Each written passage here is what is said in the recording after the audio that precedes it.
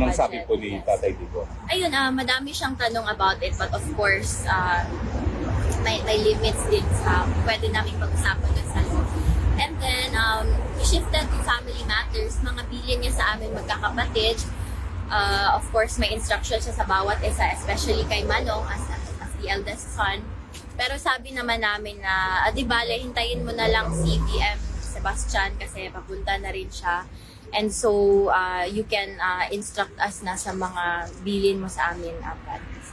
Can you share anything kung ano yung mga bilin? Yung mga hindi naman too personal. Ano naman, yun pa rin, the first thing talaga, no, is to take care of each other. He emphasized the value of family and how important, the family bond is. Kasi ang hirap kung kalaban mo na lahat, kalaban mo pa yung pamilya mo. So, he always reminds us to take care of each other as siblings and to look out for each other, you know. Maligo din.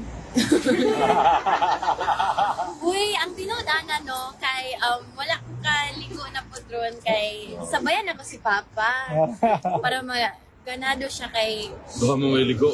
duha mi way ligo. So yes, yan